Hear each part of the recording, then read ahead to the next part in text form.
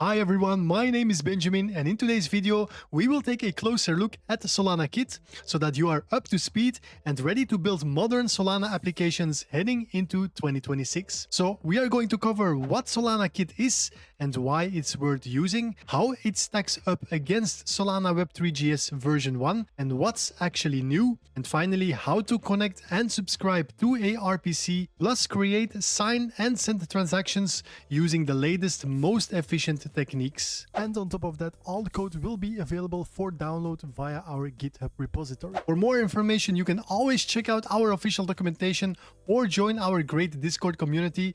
Both links will be in the description. And with that said, let's get started.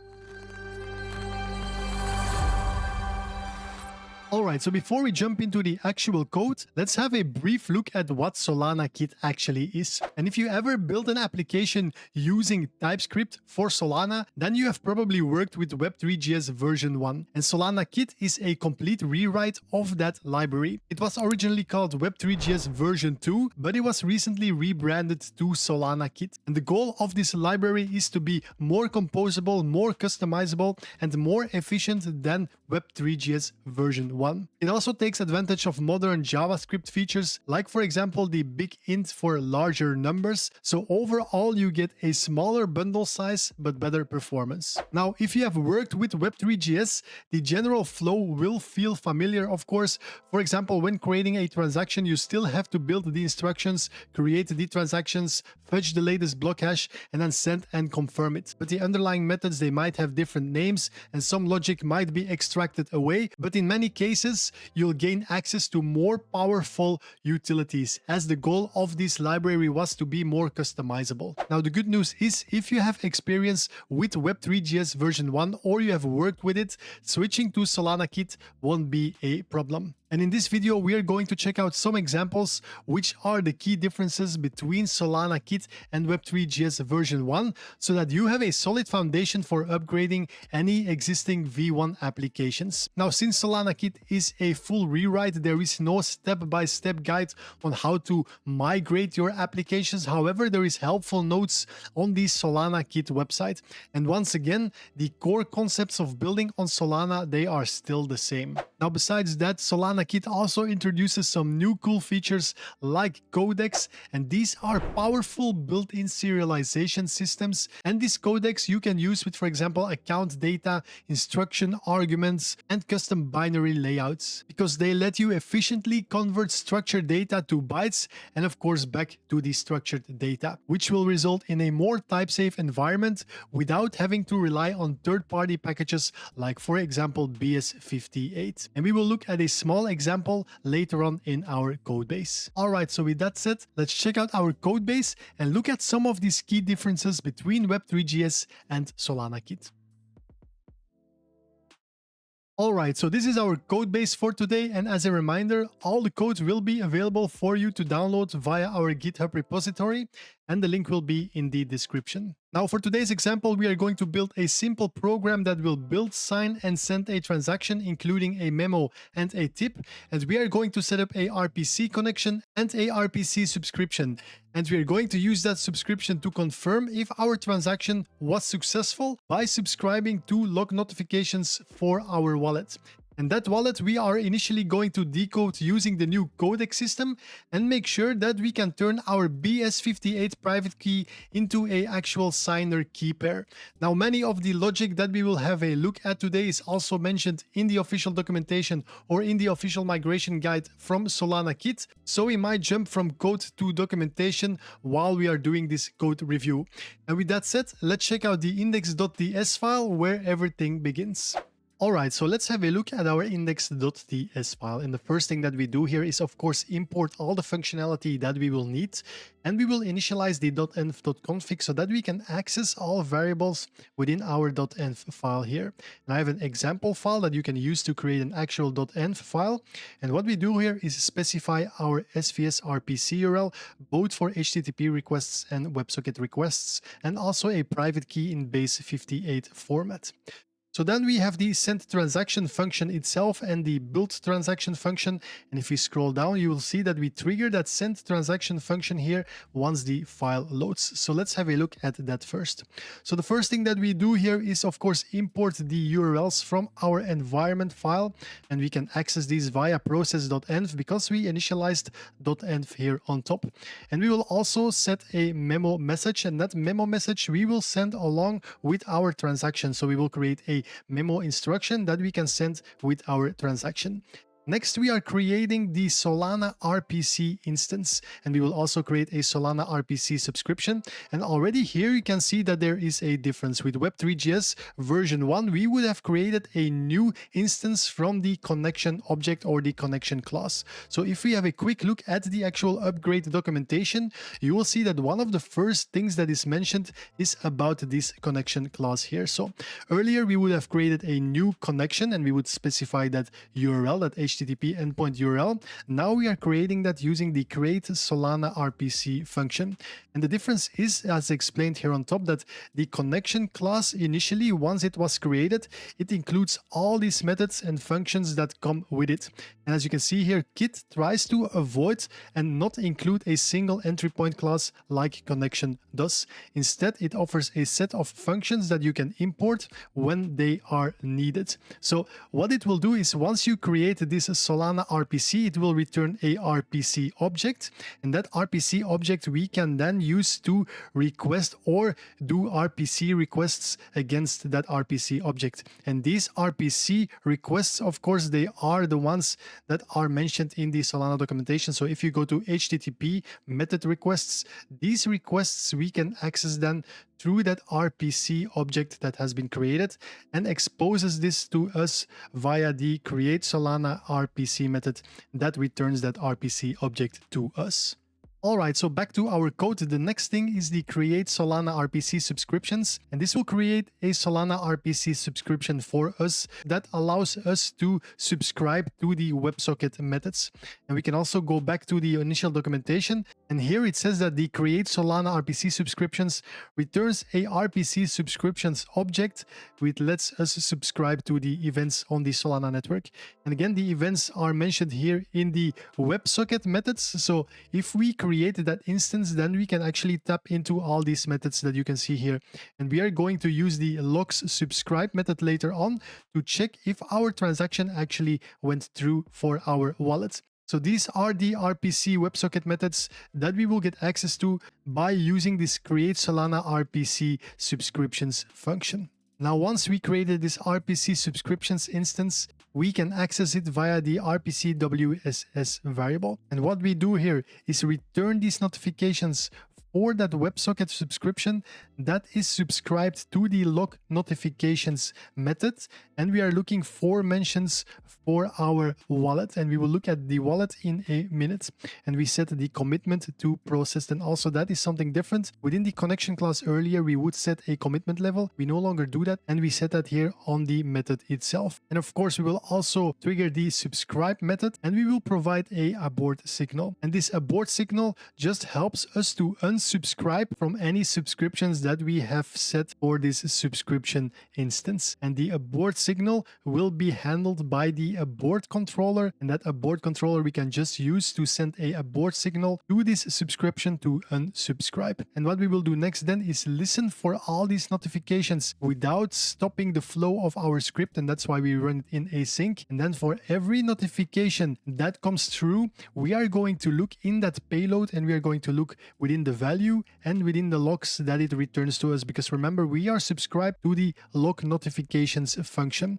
And if we go back to the documentation, if we look at this function real quick, it will return us notifications when certain logs for a transaction match our filters. And our filters just going to be mentions for our wallet. So if a transaction mentions our wallet, that notification will be sent back to us. And what we do here is take that notification that has been sent to us, and if we go back real quick, we will receive all these logs for that transaction. And within these logs, we are going to see if it includes our memo message, because that memo message we are going to send alongside our transaction. And if that is the case, then we are going to abort our subscription. We are also going to output that we received that notification and what the actual signature from the transaction is and the actual logs. And then we are going to abort this subscription using the abort controller, consuming the abort method.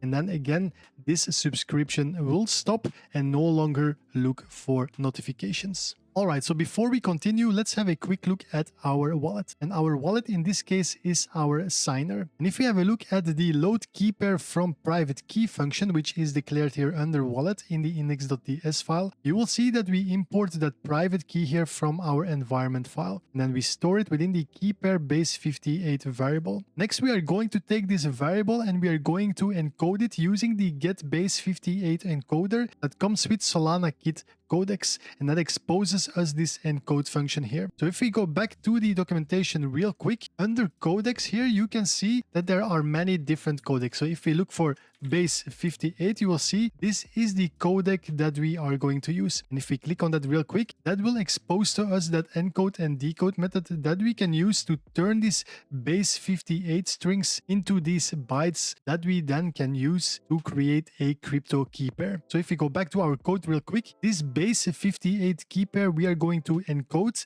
to turn that into these bytes that we then can parse in the function create key pair from bytes. And as you can see here, it expects a 64-byte unit 8 array secret key, and then it will create for us a public/private key pair that we can use as a crypto key pair or a crypto key.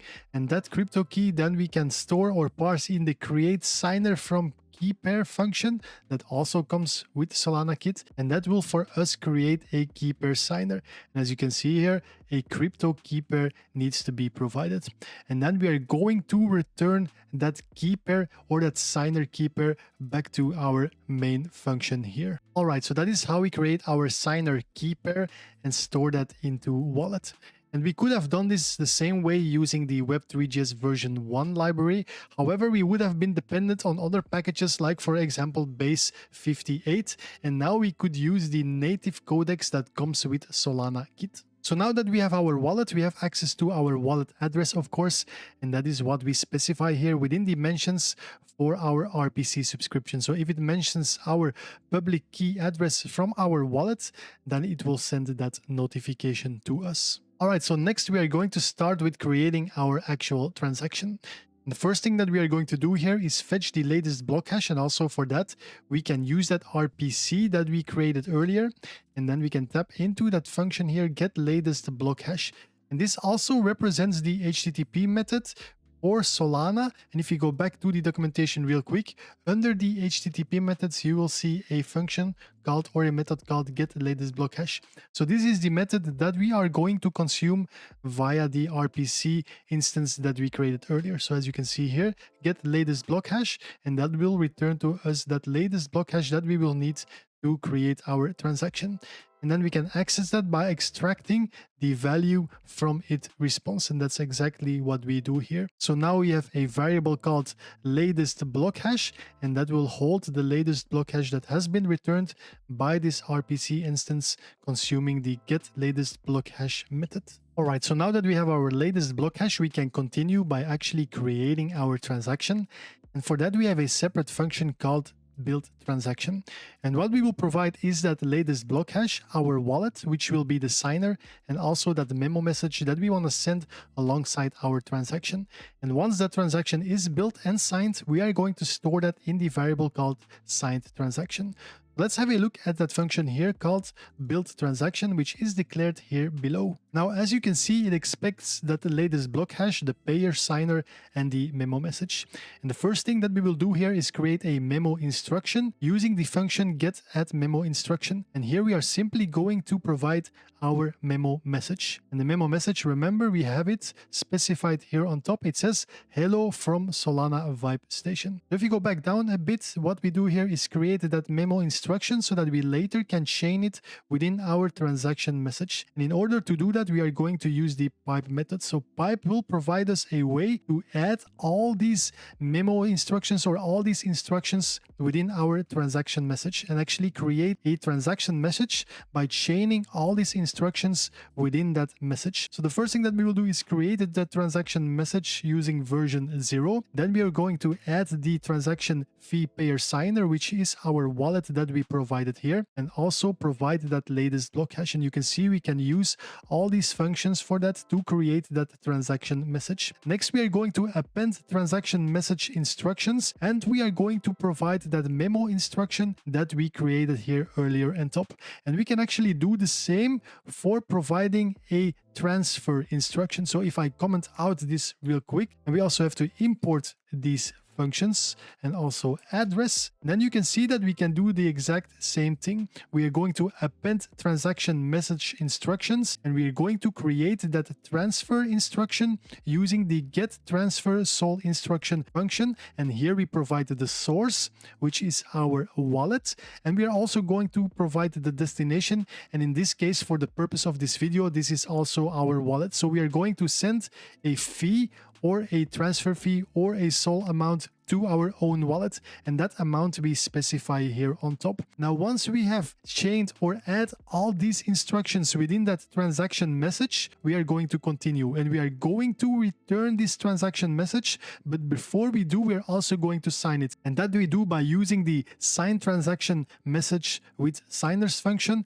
and then we provided our transaction message that we just created here, and then we are going to return that back to our main script. And as I said earlier, we are going to store it within the signed transaction. Now, why do I do it this way? It's a really easy way to create signed transactions really quick. So let's say that we want to create a bundle of transactions. We can create a simple loop and then loop through a certain condition and build these signed transactions and add them to a bundle. And then, for example, we can send a Jito bundle, and we can add additional logic here to add a certain fee address. And once the fee address is provided, only then we are going to add the fee instruction. And we can have a quick look here. So that's what we can do here. We can add our logic. So once we add a fee receiver here, we can look if we received the fee receiver, and then we can wrap that logic around that instruction here that creates the actual fee transfer. That is why I use this build transaction function using the pipe method, because it's really easy to add instructions to a existing transaction message. All right, so now that we have our signed transaction, the next thing that we need to do is send that transaction and also confirm it. However, we are confirming our transaction in a way because we are looking for these notifications that mention our wallet. And once that notification comes through, including that memo that we will send, we are aborting our subscription. So in a way, we are confirming our transaction. And that is why we use the function send transaction without confirming factory. Now there is an alternative function that allows us to send and confirm, and here we will also have to provide our RPC subscription. So let's have a look at the documentation real quick. So for the send transaction documentation, you can see here that we can send transactions without confirming, and that is exactly what we are going to do. We are going to use the send transaction without confirming factory function, and we have to provide our RPC here, and then we can use that in order to send our transaction and also provide our commitment level. However, if we scroll down a bit, there are also confirmation strategies, and there is a similar function that we can use called send and confirm transaction factory, and here we have to provide our RPC and the RPC subscription that we created, and that in turn will send and confirm that transaction for us. However, as we are using the subscription and the notifications that we set up earlier here in order to confirm our own transaction, we are going to use the send transaction without confirming factory function. But I just wanted to let you know that there is an alternative way of doing this, and both seems to rely on the RPC subscription stream. Now, once we have stored that factory into the send transaction variable, we can use it to send our assigned transaction, and also here we provide a commitment level, and then we wrap that into a try catch statement because we can catch specific Solana errors. As you can see here, if a error occurs and it's a Solana error, and we can look for certain errors. In this case, we are looking for a server error sent transaction pre-flight failure. So if the pre-flight check for our transaction fails, a error will be thrown and we can catch that. And it's really great because these are also imported via the Solana Kit library, so we can look for specific Solana errors once we do things like sending transactions. Alright, so the last remaining thing that we have to do is actually test, and we can do that by opening a terminal, and then we can type npm run dev. And what we expect to happen is that it of course triggers the script, creates a RPC connection and a RPC subscription connection. It will send that transaction, and of course it will keep listening for that notification to come through. And once that notification comes through with that memo, it will stop our script. So if we run the npm run dev command, you will see that it will start sending this transaction and it doesn't stop, but once that notification comes through, our script will stop executing. And here you can see that we received a transaction, and that includes that instruction or that memo instruction saying hello from Solana Vibe Station, and we also have the instructions to send that fee. And we can click on this link here and that will open SolScan for us. And if we then scroll down, you can see our two instructions here. So the first instruction is the memo that we have sent, and the second instruction is the tip or the fee that we have sent from our own wallet to our own wallet. So that is how you can use Solana Kit to set up a simple connection using RPC and RPC subscriptions to create a simple transaction including a memo and a fee transfer. And with this demo, we covered some of the key differences between Web3GS and Solana Kit, including the codex and the Solana errors. And with that said, I hope it was interesting, and I hope to see you in the next one.